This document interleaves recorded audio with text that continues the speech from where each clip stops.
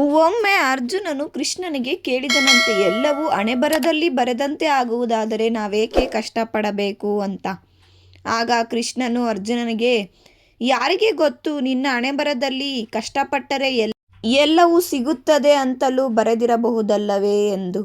Very good morning ನನ್ನ ಪ್ರೀತಿಯ ಕನ್ನಡಿಗರಿಗೆ ಎಲ್ಲರಿಗೂ ನನ್ನ ಚಾನಲ್ಗೆ ಸ್ವಾಗತ ಸುಸ್ವಾಗತ. ಇದು A day in my life video ಆಗಿರುತ್ತೆ. ಬೆಳಗ್ಗೆ ಎದ್ದು ಬಾಗಿಲು ಕಸ ಗುಡಿಸಿ ನೀರು ಹಾಕಿ ರಂಗೋಲಿ ಹಾಕಿ ಬಂದೆ. ಇವಾಗ ಏನು ಪ್ರಾಬ್ಲಮ್ ಆಗಿಬಿಟ್ಟಿದೆ ಅಂದರೆ, ಹಾಸನಲ್ಲಿ ರಂಗೋಲಿ ಹಾಕಿ 5 ನಿಮಿಷ ಆಗ್ತಿದ್ದಂಗೆ ಮಳೆ ಸ್ಟಾರ್ಟ್ ಆಗುತ್ತೆ. ವೆದರ್ ನೀವೇ ನೋಡಿದ್ರಲ್ಲ ಹೇಗಿದೆ ಅಂತ. ಬೆಳಗ್ಗೆ 10 ಗಂಟೆ ಆಗಿದ್ದರೂ ಇವಾಗ ಬೆಳಕರ್ದಿದೆಯೇನೋ ಅಂತ ಅನ್ನಿಸ್ತಾನೆ ಇರುತ್ತೆ. ಆ ಥರ ವೆದರು. ಸ್ವಲ್ಪ ದಿವಸ ಇಷ್ಟ ಆಗುತ್ತೆ, ಆಮೇಲೆ ಕಷ್ಟ ಆಗುತ್ತೆ. ಯಾಕಂದರೆ ಚಳಿ ತಡೆಯೋಕ್ಕಾಗಲ್ಲ. ಅಷ್ಟು ಚಳಿ, ಅಷ್ಟು ಮಳೆ, ಬೇಜಾರಾಗೋಗುತ್ತೆ. ನೋಡಿ, ಇವಾಗ ರಂಗೋಲಿ ಹಾಕಿ ಬಂದೆ, ಆಗಲೇ ಮಳೆ ಸ್ಟಾರ್ಟು. ಬೇಜಾರಾಗೋಗುತ್ತೆ. ಏನು ಮಾಡೋಕ್ಕಾಗಲ್ಲ. ಮಳೆನೂ ಬೇಕು. ರೈತರಂದಮೇಲೆ ರೈತರಿಲ್ಲ ಅಂದರೆ ನಾವಿರೋದೇ ಇಲ್ಲ. ಮಳೆನೂ ಬೇಕು, ಚಳಿನೂ ಬೇಕು, ಬಿಸಿಲು ಬೇಕು, ಎಲ್ಲನೂ ಬೇಕು. ಆಮೇಲೆ ಗ್ಯಾಸ್ ಎಲ್ಲ ಒರೆಸಿ 1 ಸ್ಪೂನ್ ತುಪ್ಪ ತಿಂದೆ. ನಿನ್ನೆ ವಿಡಿಯೋದಲ್ಲಿ ಕೇಳಿದ್ರಿ ಅಲ್ವಾ, ತುಪ್ಪ ಯಾಕೆ ತಿನ್ನಬೇಕು, ತುಪ್ಪ ತಿನ್ನೋದ್ರಿಂದ ಏನು ಯೂಸು ಅಂತ ನೆಕ್ಸ್ಟ್ ವಿಡಿಯೋದಲ್ಲಿ ಹೇಳ್ತೀನಿ ಅಂತ. ತುಪ್ಪ ತಿನ್ನೋದ್ರಿಂದ ಸ್ಕಿನ್ನಿಗೆ ತುಂಬಾ ಬೆನಿಫಿಟ್ಸ್ ಇದೆ. ಎಕ್ಸ್ಪೆಷಲಿ ನಾನು ತಿಂತಾ ಇರೋದು ಯಾಕಂದರೆ ನನ್ನ ಸ್ಕಿನ್ನಲ್ಲಿ ಸ್ವಲ್ಪ ಪಿಂಪಲ್ಸ್ ಇದ್ದಾವೆ, ಅದು ರೆಡ್ಯೂಸ್ ಆಗಲಿ ಅಂತ. ಅದು ತಿನ್ನೋದ್ರಿಂದ ಸ್ಕಿನ್ನು ಬ್ರೈಟ್ ಆಗುತ್ತೆ, ಟೈಟ್ ಆಗುತ್ತೆ, ತುಂಬ ಶೈನಿ ಕಾಣಿಸುತ್ತೆ. ನಾನು ಮಿನಿಮಮ್ ಒಂದು 15 ಡೇಸಿಂದ ತಿಂತಾ ಇದ್ದೀನಿ. ಹಿಂಗೆ ಯೂಟ್ಯೂಬಲ್ಲಿ ಒಂದು ವಿಡಿಯೋ ನೋಡಿ ತಿಂತಾ ಇರೋದು. ಬಟ್ ರಿಸಲ್ಟ್ ಬಂದಿದೆ. ನಿಮಗೂ ನಿಮ್ಮ ಸ್ಕಿನ್ ಬ್ರೈಟ್ ಆಗಬೇಕು, ಶೈನಿ ಕಾಣಿಸ್ಬೇಕು ಅಂತ ಇದ್ದರೆ ನೀವು ಟ್ರೈ ಮಾಡಿ ನೋಡಿ.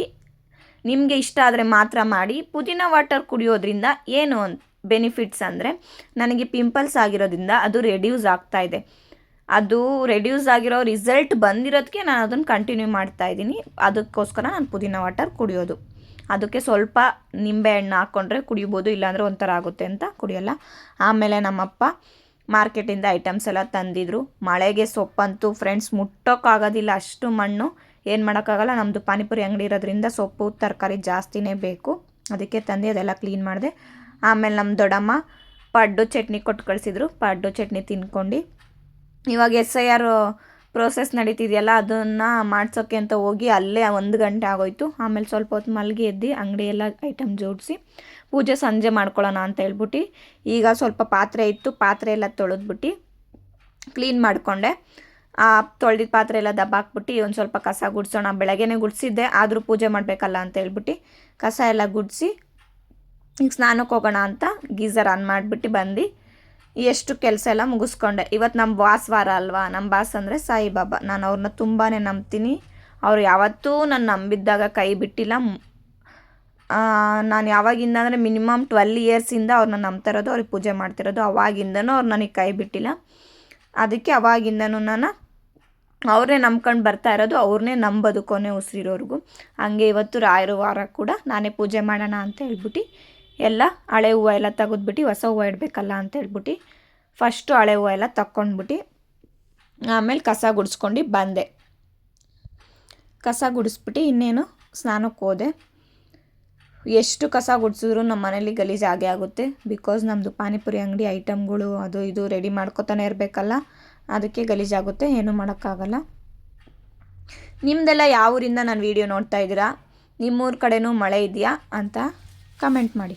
ಗಾಯ್ಸ್, ಫ್ರೆಶ್ ಅಪ್ ಆಗಿ ಬಂದೆ. ನಾನು ಯಾಕೆ ಟಿಶ್ಯೂ ಪೇಪರ್ ಯೂಸ್ ಮಾಡ್ತೀನಿ ಅಂದರೆ, ನೋಡಿ ಸ್ವಲ್ಪ ಪಿಂಪಲ್ಸ್ ಇದ್ದಾವೆ, ಆ ಪಿಂಪಲ್ಸ್ ಎಲ್ಲ ಹೋಗಲಿ ಅಂತ ಟಿಶ್ಯೂ ಪೇಪರ್ನ ಯೂಸ್ ಮಾಡ್ತೀನಿ. ಟವಲಲ್ಲಿ ಫೇಸ್ ರಬ್ ಮಾಡಿಕೊಂಡ್ರೆ ಟವಲ್ನ ಈ ಕಡೆಯಿಂದ ಈ ಕಡೆ ಇರ್ತೀವಲ್ಲ, ಅದರಿಂದ ಮತ್ತೆ ಪಿಂಪಲ್ಸ್ ಆಗುತ್ತೆ ಅಂತ ಹೇಳ್ಬಿಟ್ಟು ಟಿಶ್ಯೂ ಪೇಪರ್ನ ಯೂಸ್ ಅಂತರೂ ಅಲ್ವಾ ಅಂತೇಳಿ ಟಿಶ್ಯೂ ಪೇಪರ್ನ ಯೂಸ್ ಮಾಡ್ತೀನಿ ಅಷ್ಟೇ. ಇದು ಧರ್ಮಕೋರ ಮಾಯ್ಶ್ಚರೈಸರು ಆ್ಯಂಡ್ ಫಿಕ್ಸ್ ಡರ್ಮಾ ಅವರ ಸನ್ಸ್ಕ್ರೀನ್.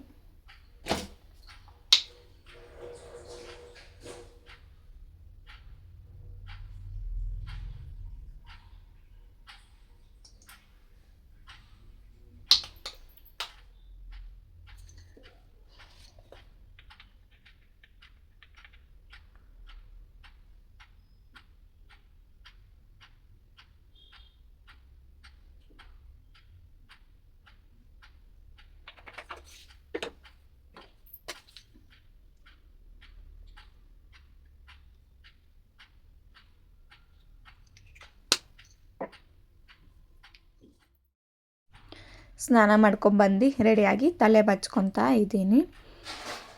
ಈ ಸೈಡ್ ಕೆನ್ನೆ ಮೇಲೆ ಒಂದು 3 ಪಿಂಪಲ್ ಇದ್ದಾವೆ. ಅದು ಡ್ರೈ ಆಗ್ತಾಯಿದೆ, ಬಟ್ ಆ್ಯಕ್ಟಿವ್ ಪಿಂಪಲ್ ಅಲ್ಲ ಅದು. ನಾನು ಡಾಕ್ಟರ್ ಹತ್ರನೂ ಕನ್ಸಲ್ಟ್ ಮಾಡಿದ್ದೀನಿ. ಅವರು ಟ್ಯಾಬ್ಲೆಟ್ಸು ಕ್ರೀಮೆಲ್ಲ ಕೊಟ್ಟಿದ್ದಾರೆ. ಆದರೂ ಜಸ್ಟು ಕ್ರೀಮು ಟ್ಯಾಬ್ಲೆಟ್ಸಿಂದ ಕಮ್ಮಿ ಆಗಲ್ಲ ಅಂತ ನಾನು ಬಿಲೀವ್ ಮಾಡ್ತೀನಿ. ಯಾಕಂದರೆ ನಾವು ತಿನ್ನೋ ಫುಡ್ಸಿಂದನೇ ಅದು ಬರೋದು. ಹಾರ್ಮೋನ್ ಇಂಬ್ಯಾಲೆನ್ಸ್ ಆದರೂ ಬರುತ್ತೆ, ಪೀರಿಯಡ್ಸ್ ಟೈಮಲ್ಲೂ ಬರುತ್ತೆ. ಇದು ಯಾವ ಥರ ಪಿಂಪಲ್ ಅಂತ ನನಗಂತೂ ಗೊತ್ತಿಲ್ಲ. ಅದಕ್ಕೋಸ್ಕರನೇ ನಾನು ಪುದೀನ ವಾಟರ್ ಆಗಲಿ ತುಪ್ಪ ಆಗಲಿ ಎಲ್ಲ ತಿಂತಾ ಇರೋದು. ಬಟ್ ಜಂಕ್ ಫುಡ್ ಏನೂ ತಿಂತಾಯಿಲ್ಲ, ಆಯಿಲಿ ಫುಡ್ ಕೂಡ ನಾನು ತಿನ್ನಲ್ಲ, ಮೇಂಟೈನ್ ಮಾಡ್ತಾಯಿದ್ದೀನಿ. 3 ಮಂತ್ಸ್ ಟ್ಯಾಬ್ಲೆಟ್ ಕಂಟಿನ್ಯೂಸ್ ಆಗಿ ತೊಗೋಬೇಕು ಅಂತ ಹೇಳಿದ್ದಾರೆ, ತೊಗೋತಾ ಇದ್ದೀನಿ. ನೋಡೋಣ, ವೆಯ್ಟ್ ಮಾಡೋಣ, ಕಡಿಮೆ ಆಗ್ಬೋದು. ಕಡಿಮೆ ಆದಮೇಲೆ ಯಾವ ಕ್ರೀಮ್ ಕೊಟ್ಟಿದ್ದಾರೆ, ಯಾವ ಟ್ಯಾಬ್ಲೆಟ್ ಕೊಟ್ಟಿದ್ದಾರೆ ಅಂತ ಹೇಳ್ಬಿಟ್ಟು ನಿಮಗೂ ಇನ್ಫಾರ್ಮೇಷನ್ ಕೊಡ್ತೀನಿ. ಎಲ್ಲ ಸ್ನಾನ ಮಾಡಿ ರೆಡಿಯಾಗಿ ಬಂದು ಪೂಜೆ ಮಾಡ್ತಾಯಿದ್ದೀನಿ. ನೈವೇದ್ಯಗೆ ಯಾವುದೇ ಹಣ್ಣು ಇರಲಿಲ್ಲ ಅಂತ ಸಕ್ಕರೆನೂ ಮತ್ತು ಕಡಲೆ ಇಟ್ಟು ಪೂಜೆ ಮಾಡ್ತಾಯಿದ್ದೀನಿ. ಫ್ರೆಂಡ್ಸ್, ಹೂವಿನ ರೇಟ್ ಕಮ್ಮಿ ಆಗಿದೆ, ಜಸ್ಟ್ 30 ರೂಪೀಸ್ ಅಷ್ಟೇ ಅಂತೆ. ಈಗ 1 ಮಂತ್ ಬ್ಯಾಕ್ ಅಂತೂ ಹೂವಿನ ರೇಟ್ ಮಾತಾಡ್ಸೋಕ್ಕೆ ಆಗ್ತಿರ್ಲಿಲ್ಲ. 100 ರೂಪೀಸ್ ಒಂದು ಮಾರಿತ್ತು, ಈಗ 30 ರೂಪೀಸ್ ಅಂತೆ. ಅದಕ್ಕೆ ಸ್ವಲ್ಪ ಜಾಸ್ತಿನೇ ಇಟ್ಬಿಟ್ಟು ಪೂಜೆ ಮಾಡ್ತಾಯಿದ್ದೀನಿ. ದೇವರೇ ಅಲ್ವಾ ನಮಗೆ ಕೊಡೋದು, ಯಾಕೆ ಕಂಜೂಸ್ ಮಾಡಬೇಕು ಅಂತ ಹೇಳ್ಬಿಟ್ಟು ಪೂಜೆ ಮಾಡ್ತಾಯಿದ್ದೀನಿ. ನನ್ನ ಇವತ್ತಿನ ದಿನ ಹೀಗಿತ್ತು. ಈ ವಿಡಿಯೋ ಯಾರಿಗೆಲ್ಲ ಇಷ್ಟ ಆಯಿತು ದಯವಿಟ್ಟು ಲೈಕ್ ಮಾಡಿ, ಶೇರ್ ಮಾಡಿ, ಕಮೆಂಟ್ ಮಾಡಿ. ನನ್ನ ಚಾನಲ್ನ ಇನ್ನೂ ಯಾರೆಲ್ಲ ಸಬ್ಸ್ಕ್ರೈಬ್ ಮಾಡ್ಕೊಂಡಿಲ್ವೋ ದಯವಿಟ್ಟು ಹೋಗಿ ಸಬ್ಸ್ಕ್ರೈಬ್ ಮಾಡ್ಕೊಳ್ಳಿ. Thank you for watching.